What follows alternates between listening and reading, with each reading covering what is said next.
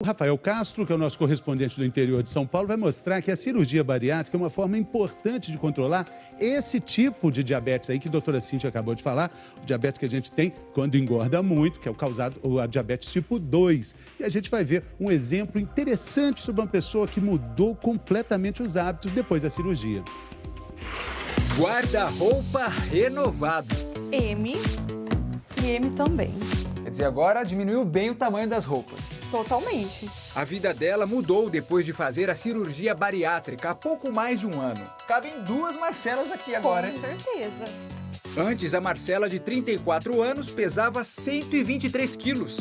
Depois da cirurgia, eliminou a metade. Agora, está com 60 quilos. Antes a gente comia grandes porções, hoje, como você vê, é 2, 3 bolachas, metade de uma maçã e ainda nem cabe tudo. Essa operação mexe com o metabolismo do corpo e ajuda a controlar doenças como a diabetes. Marcela, para você, essa foi mais uma conquista, hein? Com certeza, mais uma vitória. A taxa de açúcar no sangue estava muito alta. A Marcela era pré-diabética e chegou a tomar remédio. Mas depois da cirurgia... É zerado, não tenho mais nada, não preciso tomar mais medicamento, nada. Na verdade, a gordura ela provoca um mecanismo que inibe a ação da insulina na célula. Então, a própria redução da gordura já vai fazer com que a diabetes melhore ou até mesmo entre em remissão. A Sara e a Isabel são mãe e filha e contam os dias para a cirurgia bariátrica. Como eu sou uma pré-diabética, eu espero não chegar na diabetes, porque aí fica mais complicado, né? Quem tá nessa espera é isso mesmo que o Rafael Castro acabou de falar, não vê a hora, conta os dias para chegar o momento da cirurgia. Vamos explicar então as técnicas mais comuns da cirurgia, doutor Newton, começando por uma técnica que é conhecida como bypass. Como é que funciona? O bypass gástrico é feito um grampeamento no estômago, na porção inicial. Nosso estômago tem cerca de 1000 ml, deixa-se de 30 a 50 ml de volume aqui. Olha só como é que é a diferença para a gente mostrar aqui, nesse copão. Aqui você tem isso aqui normalmente de volume que cabe dentro do nosso estômago, 1 litro. Exato. Nosso estômago é um órgão muscular, então ele consegue se dilatar, mas na média é 1 litro que nós temos. E depois da cirurgia passa para 30 ml. Exatamente. Com a redução que foi demonstrado aqui no grampeamento, ele acaba ficando com volume de 30 a 50 ml. Muito menos, né? Muito Vamos menos. ver a outra técnica que também é bastante comum, doutor Newton. Tem a bypass e essa, como chama mesmo o nome difícil? Ah, tem mais uma tela ali, desculpa. Uma vez grampeado, nós precisamos reconstruir, rearranjar o trato gastrointestinal. Então, puxar uma parte do intestino proximal, faz-se uma reconstrução chamada em Y de Roux, e o alimento pode de novo ir ao intestino, onde vai ser digerido o alimento e ser absorvidos os nutrientes. Fazemos um atalho, então. Um né? atalho, exatamente. Os alimentos acabam chegando mais rápido, então há um desvio de aproximadamente 25% na absorção e uma redução bem grande no volume do alimento. É uma cirurgia gastrointestinal predominantemente restritiva.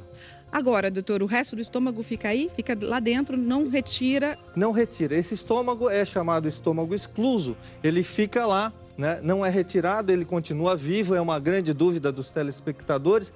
Ele continua irrigado. Então, para um futuro, se necessário, ele encontra-se lá. Pode reverter, digamos assim. Exatamente. Essa cirurgia é considerada reversível, né? Então, em alguns casos específicos, pode-se reverter o procedimento. Me dá um exemplo de um caso onde é aplicada a reversão. Alguns casos existem uma hipoglicemia muito severa, no qual o paciente pode desmaiar, porque o efeito dessa cirurgia, um efeito chamado incretínico, às vezes é muito forte.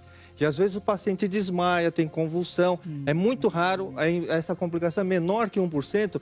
Nesses casos, a gente tem que voltar a colocar o alimento circulando no duodeno. Então, agora, esse é um dos exemplos. Então, a bypass, o estômago fica pequenininho e é reversível. Cria-se um atalho para os alimentos chegarem mais rápido no intestino. Agora, vamos ver uma técnica que é irreversível, que também é muito comum, né? Exato. A outra técnica, nós estamos falando em duas técnicas principais. O bypass foi uma demonstrado. Então, aqui, só para se ter uma ideia, nosso estômago, ele encontra-se assim, nessa posição, tá? E ele é relativamente próximo desse tamanho e desse volume. Então, quando a gente vai fazer a cirurgia, essa outra técnica chamada gastrectomia vertical, ela não é tão radical. Deixa-se um volume entre 150 a 200 ml, que é bem razoável. Um copo, né? Um copo de requeijão. Exatamente. E aí nós fazemos o grampeamento. Então, hoje melhorou-se muito a tecnologia dos instrumentos que a gente utiliza. Então, aqui nós estamos utilizando um grampeador, né? No qual nós vamos fazer o grampeamento para redução do estômago. Então, como você pode ver, esse aqui é um grampeador no qual nós estamos grampeando. Demora quanto essa cirurgia, em média, doutor? Em média de 1 a 2 horas. 1 a 2 horas. Então, aqui, ó, está feito o grampeamento, reduz essa parte do estômago. Então, aqui, ó, demonstrando-se aqui, ó. E o próximo tiro, a gente tem que trocar a carga e vai nessa direção. E todo esse restante do estômago é retirado. Então aqui, por isso é conhecido como um grampeamento do estômago, ou redução através do grampeamento. Essa cirurgia no qual é retirada toda essa parte do estômago é chamada gastrectomia vertical. Deixa-se em torno de 150 a 200 ml e não é necessário fazer nenhum desvio intestinal.